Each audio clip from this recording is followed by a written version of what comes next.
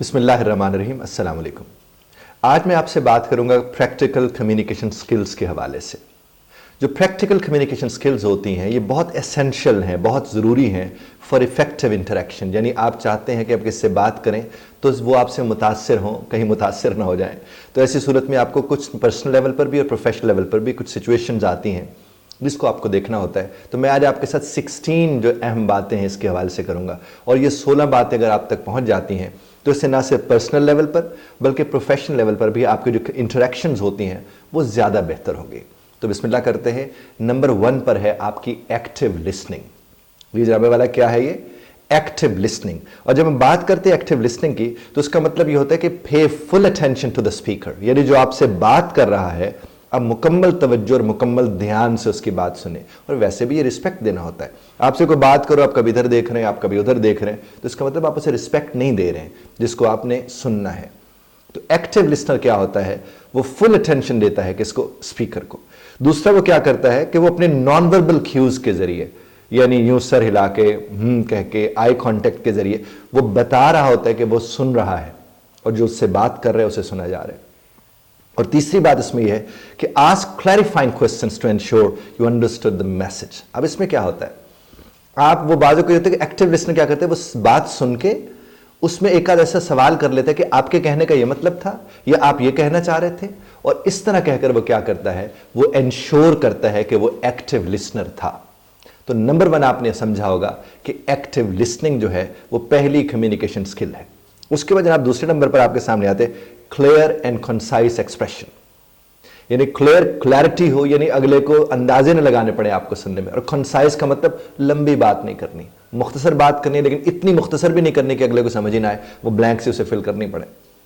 तो ये क्या करता है, स्ट्रेट फॉरवर्ड लैंग्वेज इस्तेमाल करता है, सीधी साफ सुथरी जबान, ताकि अगले को वो बात समझ आ जाए। और ये जार्गन्स को, ये जो टेक्निकल लैंग्वेज होती है वो उसको ये लोग अवॉइड करते हैं। और ओवरली कॉम्प्लेक्स वोकैबुलरी को भी, ओवरली कॉम्प्लेक्स वोकैबुलरी क्या होती है, बड़ी मुश्किल लफ्ज नहीं, ये इस तरह के लफ्ज इस्तेमाल नहीं करते, चूंकि इनका मकसद होता है कि मैं कम्युनिकेट कर सकूं, मैं अपनी बात अगले तक पहुंचा सकूं। तो ये उस हवाले से रहते हैं। और ये दूसरा काम क्या करते हैं, get to the point quickly, यानी क्विकली, तेजी से अपने मकसद की बात की तरफ आते हैं। और खासतौर पर प्रोफेशनल सेटिंग में, चूंकि लोगों के पास इतना वक्त नहीं है कि आपकी कहानियां बैठ के सुनते रहे। उसके जनाब तीसरे नंबर पर आ जाती है non verbal communication. Non verbal communication में क्या होता है कि one needs to be mindful of one's body language को। आपकी जो बॉडी लैंग्वेज है, आपके जो फेशियल एक्सप्रेशंस हैं, आपके जो जेस्चर्स हैं, आपको बड़ा ध्यान में रखना चाहिए, क्योंकि उससे भी लोग मतलब निकालते और मतलब लेते हैं।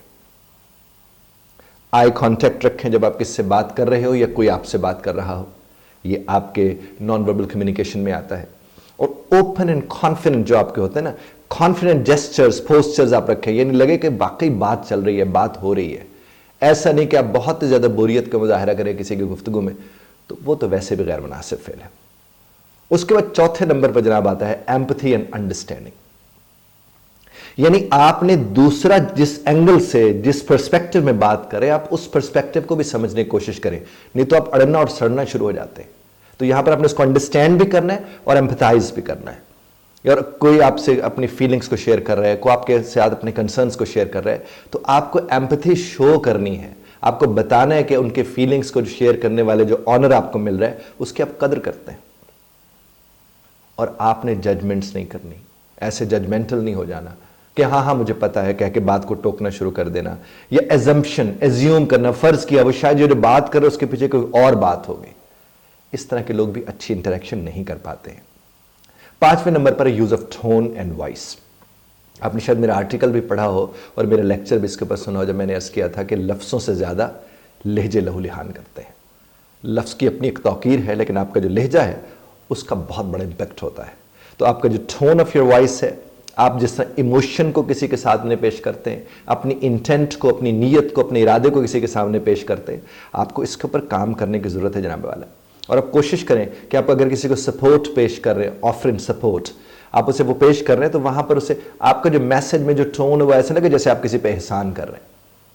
इसी तरह से आपने कोशिश करनी है कि आवाज को ज्यादा ऊंचा नहीं करना, क्योंकि ऊंची आवाज वाले लोग अच्छे नहीं समझे जाते, चीखने चिल्लाने वाले लोग अच्छे नहीं समझे जाते हैं।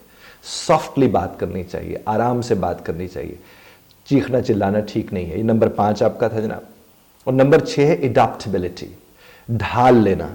कम्युनिकेशन ये होता है कि सिचुएशंस मुख्तलिफ होती रहती हैं मुख्तलिफ लोगों के साथ, तो आपको उसमें मसलन आप देखिए, आप एक बॉस के तौर पर बैठे बात करें, आपका एम्प्लॉई आया, आपने उससे बात की, आपकी टोन और थी, दौड़ते हुए आप ही के बच्चे आपके ऑफिस में आ गए, अब आपकी टोन बदल गई, बेगम साहबा आ गए, लगे तुसी आप सियाने हो। उसके बाद देखिए, adjust your approach for different audiences. मुख्तलिफ आपके ऑडियंसेस हैं, जैसे कोलीग्स हैं, सुपीरियर्स हैं, फ्रेंड्स हैं, पेरेंट्स हैं, किड्स हैं, वाइफ्स, स्पाउस। तो आपने करना क्या है, आपने उसको करते जाते, एडजस्ट करते जाते हैं अपनी उस बात को कि इधर मुझे क्या टोन रखनी है, इधर मुझे किस तरह से, तो एडेप्टेबिलिटी होती है कम्युनिकेशन में। 7वें नंबर पर आते हैं कॉन्फ्लिक्ट रेजोल्यूशन। हमें प्रैक्टिस करनी चाहिए कि कॉन्फ्लिक्ट सामने आ जाए तो वो कैसे रिजॉल्व होते हैं, और कॉन्फ्लिक्ट रिजॉल्व करने की सबसे पहला तरीका है एक्टिव लिसनिंग, जो मैं पहले आपसे अर्ज कर चुका। फिर आप कॉमन ग्राउंड्स पे आते हैं, एक्टिव लिसनिंग करते हैं, फिर जो मुश्तरका आपका मुकाम है आप उस तरफ पहुंचते हैं, और फिर आप कंस्ट्रक्टिव सोल्यूशन फराहम करते हैं। और अगर आप ऐसा नहीं करेंगे तो फिर वो कभी आप रिजॉल्व कर ही नहीं सकते अपने कॉन्फ्लिक्ट्स को। 8वें नंबर पर है फीडबैक एंड कंस्ट्रक्टिव क्रिटिसिज्म। देखिए, जब आप किसी के साथ बैठते हैं और आप उसे कहते हैं कि मिसाल के तौर पर आप कहते हैं कि मैं इसको इस तरह से समझा हूं और मैंने इसको इस तरह से लिया है, आप मुझे बताएं कि आपका कहने का ये मतलब था या इसके अलावा कोई और मतलब था, ताकि हम किसी किस्म की गलतफहमी से बच सकें। बड़ा ज़बरदस्त हो जाता है अगर आप ये वाली स्टेटमेंट उनके सामने शेयर करते हैं। और स्पेसिफिक रहना चाहिए फीडबैक देते हुए। बाज़ वक़्त हम फीडबैक देते हुए इतना ज़्यादा और एरियाज की तरफ चले जाते हैं कि वो मसला वहीं रह जाता है और उसके साथ और के तमाशे शुरू हो जाते हैं। बचने की कोशिश कीजिए। उसके बाद आपका 9th है आस्किंग क्वेश्चंस। आप क्या करते हैं, ओपन एंडेड क्वेश्चन आप जब पूछते हैं तो डिस्कशन उससे एनकरेज होती है और उससे बात करने का मौका मिलता है, आपको इंफॉर्मेशन गैदर करने का मौका मिलता है, आपको क्लैरिफिकेशन का मौका मिलता है। आप उसमें कोशिश करें कि लीडिंग क्वेश्चन जो है इनको अवॉइड करें, यानी ऐसा सवाल मत करें जिससे अगले को जवाब देने का उसी तर्ज पर मौका मिले जिस तर्ज पर आपने सवाल कर रखा था। अक्सर ये देखने को मिलता है कि आप मेरे ख्याल में ये कहना चाह रहे हैं, असल में आप उनसे वो कहलवाना चाह रहे होते हैं, और आप इस बात को देख सकते हैं। और नॉर्मली ये चीज़ें हमारे जो टीवी शोज़ हैं उसमें आप इसको बड़ा अच्छा ऑब्जर्व कर सकते हैं। उसके बाद है कि आपने कम्युनिकेशन की ये एक और चीज़, स्किल्स इंटरेक्शन के हवाले से स्टोरी टेलिंग। आप अगर चाहते हैं किसी को आप इंगेज कर सकें लोगों को, तो उसमें आप में स्टोरी टेलिंग आप में होनी चाहिए, लेकिन इतना लंबा मत कर दे कि अगला बोर होने लगे, यानी वो इंगेजिंग भी हो और मेमोरेबल भी हो। इसी तरह की कहानी आप सुना के लोगों को अपने साथ इंगेज कर सकते हैं। और नैरेटिव को क्राफ्ट करना होता है, बनाना होता है उसको, ताकि आपके पॉइंट्स आहिस्ता से उनके दिल दिमाग के अंदर बैठते चले जाएं। इसी तरह से टाइम मैनेजमेंट है, ये भी एक स्किल है कम्युनिकेशन के हवाले से कि आप one needs to be mindful of time. क्योंकि क्या होता है, कम्युनिकेशन का आपको मिले 5 मिनट है, 7 मिनट है और आप कहीं से कहीं निकल गए, तो साहब इससे बचने की कोशिश करनी चाहिए आपको। Stay on topic, avoid unnecessary, कोई भी अननेसेसरी डिटेल आना जा रही है उसको वहीं डी यानी दफा दूर कर दें। की पॉइंट्स को समराइज करें, जो आपके की पॉइंट्स है। क्योंकि आपकी अगर खासतौर पर आपकी कन्वर्सेशन टाइम सेंसिटिव है ना, तो आपको अपने की पॉइंट्स को क्या करना चाहिए, बहुत समराइज करके, छोटा करके, मुख्तसर करके वो पेश करना चाहिए। और 12वां है सबसे इंपॉर्टेंट पॉइंट, कल्चरल सेंसिटिविटी, बहुत अहम है। आप जिस कल्चर के साथ में आप बैठे हैं, आपको क्या पता उस कल्चर का क्या है, तो अगर आपको पहले तो पता होना चाहिए, और जितना पता होगा उसके हिसाब से कल्चरल डिफरेंसेस जो हैं, नॉर्म्स हैं, एटिकेट हैं, उसमें अपने रिस्पेक्ट को इंश्योर करें। यानी हो सकता है किसी का कल्चर है जो आपको अजीब सा लग रहा है, भाई आपको अजीब लग रहा है ना, उनके लिए पता नहीं कितना अहम है वो, तो आपको रिस्पेक्ट करनी है कल्चरल डिफरेंसेस को, ओपिनियंस को, और अपने को एजम्पशंस नहीं बनाने किसी किस्म की। उसके बाद अगर रिटन कम्युनिकेशन में जैसे आपको ईमेल्स लिखनी होती हैं, आपको रिपोर्ट राइटिंग करनी होती है, आपको कुछ डॉक्यूमेंट्स हैं, कुछ क्लैरिटी के लिए प्रूफ रीड करना है चीज़ों को, तो आपको पता होना चाहिए फॉर्मेटिंग का, आपको पता होना चाहिए ग्रामर का, आपको पता होना चाहिए पंक्चुएशन का। और हमने खास तौर पर जो हमारे राइटिंग स्किल के कोर्सेज हैं उसके ऊपर तो हमने खास तौर पर इसी तरह के कोर्सेज बना रखे हैं। और ये जो मैं आपके साथ निकात पेश करूँ, ये सिर्फ अंग्रेजी में नहीं, उर्दू में भी आपको इन चीज़ों का ख्याल रखना है। पंजाबी में, सराइकी, सिंधी, बलोची, बरावी, हिंद को, जो जो आपकी ज़बानें हैं आप उनमें इसका ख्याल रखें साहब। उसके बाद डिजिटल कम्युनिकेशन के भी एटिकेट हैं। आप अब आजकल तो पता है पूरी दुनिया डिजिटल के हिसाब से चल रही है ना साहब, तो हमें पता होना चाहिए कि हमने ईमेल भेजी, टेक्स्ट भेजा, कोई सोशल मीडिया के ऊपर कोई मैसेज वैसे भेजा, तो कितना ध्यान से हमने उसको लिखना है। और हमने उसमें ये नहीं कि बहुत से लोग बहुत सारे इमोजीज इस्तेमाल करना शुरू कर देते हैं, उससे भी आपको बचने की जरूरत है। या कुछ होते सारे कैप्स कैपिटल में लिखना शुरू करते हैं, वो that is also not fair at all, खास तौर पर प्रोफेशनल कॉन्टेक्स्ट में, क्योंकि आप जब कैपिटलाइज सबको करते हैं उसका मतलब होता है शाउट कर रहे हैं। उसके बाद जनाब सेकंड लास्ट आपका है पब्लिक स्पीकिंग, बहुत इंपॉर्टेंट।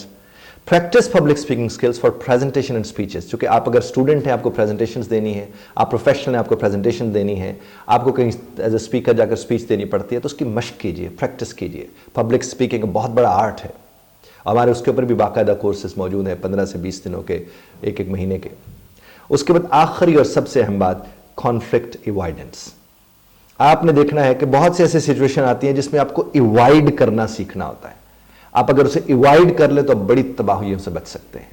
तो रब्बे कायनात आपको और हमें समझने और समझाने की तौफीक अता फरमाए। ये 16 नुक्ते आप इनको कोशिश करें, बार बार सुन के इनको समझें और आपके इर्द गिर्द जो लोग हैं उन तक इस बात को पहुंचाने की कोशिश करें। बहुत शुक्रिया ध्यान से सुनने का। इख्तिलाफ राय का हक आप महफूज रखते हैं, बदरत तर्ज इख्तिलाफ राय का ख्याल रखिएगा।